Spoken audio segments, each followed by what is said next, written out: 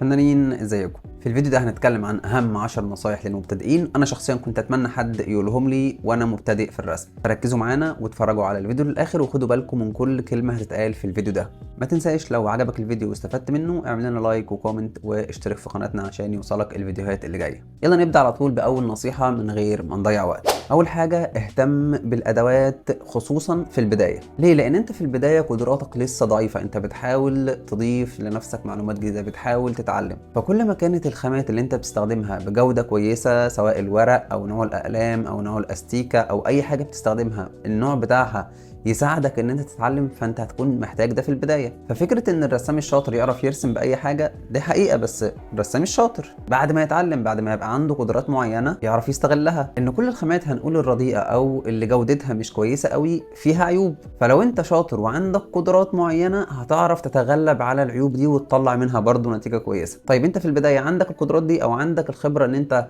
تعرف اصلا ايه العيب اللي في القلم ده، ان هو غامق او فاتح او فيه شوائب او خشن او ايا كان؟ لا، فانت في البدايه محتاج كل الحاجات اللي حواليك تكون بجوده كويسه عشان تساعدك ان انت تتعلم اكتر، وكمان عشان الاخطاء اللي تظهر في الرسومات تبقى اخطائك انت، مش اخطاء ناتجه عن الادوات اللي انت مستخدمها.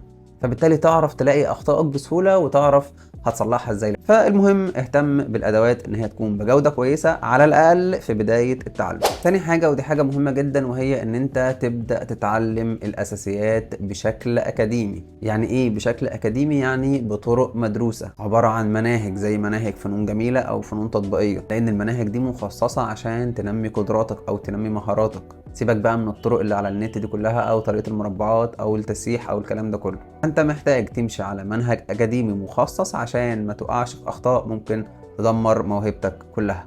ثالث حاجه معانا وهي انك لازم تتعلم خامه الرصاص قبل ما تتعلم اي خامات تانية، لان الرصاص هي الخامه الذهبيه عشان تتعلم الرسم، لان هي مرنه اكتر، فيها درجات اكتر، سلسه اكتر. فأي رسام في الدنيا لازم يبدأ يتعلم خامة الرصاص في الأول، ولكن باقي الخامات بتكون محتاجة إن أنت يبقى عندك قدرات أو موهبة واصلة إلى حد معين عشان تبدأ تتعامل معاها.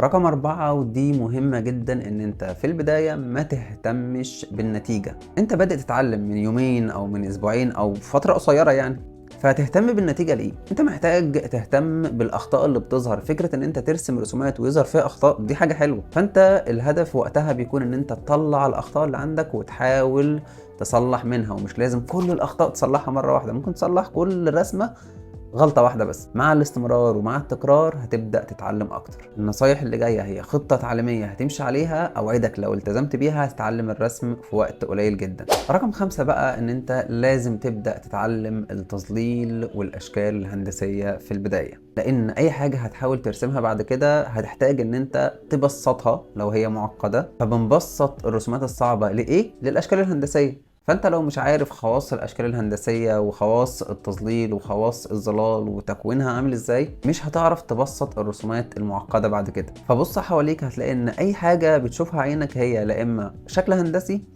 لا اما اقرب لشكل هندسي. حاجه زي العين لما نيجي نرسمها بنبسطها لدايره، حاجه زي المناخير لما نيجي نرسمها بنبسطها لثلاث دوائر، حاجه زي الجمجمه بنبسطها لدايره. فالخلاصه لو انت ما اتعلمتش الاشكال الهندسيه في البدايه عمرك ما هتتعلم ترسم بشكل احترافي. رقم 6 ودي خاصة أكتر بالناس اللي حابة تتعلم فن البورتريه. قبل ما تبدأ تتعلم بورتريه لازم تتعلم ترسم تماثيل في البداية. ليه لازم نرسم تماثيل قبل البورتريه؟ لأن التماثيل والبورتريه شبه بعض باستثناء إن التماثيل أسهل بكتير قوي. التماثيل بتركز فيها على النسب والمقاسات وده مهم جدا في البداية. برضو في التماثيل تركيزك كله بيكون على أماكن الظل والإضاءة والتدريج، وده بيكون واضح أكتر في التماثيل لأن التماثيل منحوتة من حجر، فما فيهاش تفاصيل خارجية تشتتك زي الحواجب، الرموش، الشعر، البشرة، الحاجات دي كلها. فالتماثيل هي أفضل حاجة تعملها قبل البورتريه عشان الخطوة اللي بعدها لما تيجي تتعلم بورتريه تطلع نتيجة كويسة ومرضية بالنسبة لك. رقم 7 ان انت لازم تستمر لفترات طويلة وانت بترسم، ما تفصلش اوقات زمنية في النص. يعني ما ينفعش النهارده ابدا اتعلم ارسم واعمل مجهود كويس بعدين افضل 3 4 ايام ما ارسمش، فانت حرفيا كده بتضيع مجهودك على الفاضي. فلو هتبدا تتعلم حط خطه لنفسك، اعمل جدول ان انا الشهرين او الثلاث شهور دول انا هبدا اتعلم فيهم بشكل مستمر. واهم حاجه زي ما قلنا في فتره التعلم ما تركزش في النتيجه، طلع اخطائك تقبلها وابدا صلح منها. لو انت اتضايقت من الاخطاء وان انت مطلع حاجه مش كويسه، طب انت لسه بتتعلم، عايز ايه؟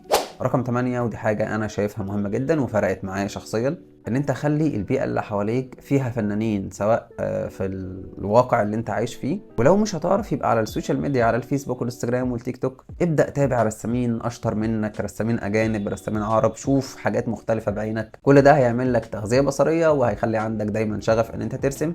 وكل ما هتشوف حد بيرسم عينك هتبدا تتعلم منه ولو بشكل بسيط، بس مع التكرار بتبدأ تجمع معلومات أكتر. رقم 9 ودي برضو مهمة جدا، إن أنت لازم تتعلم حاجات مختلفة، ما تكررش نفس الرسومات. يعني بشوف ناس كتير شاطرة في رسم العيون، فخلاص هو هيقعد في الحتة دي هيرسم عيون بس، لأن هو لما بيجي يجرب حاجات جديدة بيظهر عنده أخطاء، فهو بيتضايق إن أنا عندي أخطاء. فلا، لازم تجرب كل فترة رسومات مختلفة جديدة ويظهر عندك أخطاء. دي حاجة حلوة زي ما قلنا، مش حاجة وحشة، عشان تعرف انت عندك نقط ضعف في اي جزء وتبدأ تطور منها. نصيحة رقم 10 وهي اهم نصيحة وابسط نصيحة بالنسبة لي، وهي ان انت تستمر، بس ما فيش كلام تاني.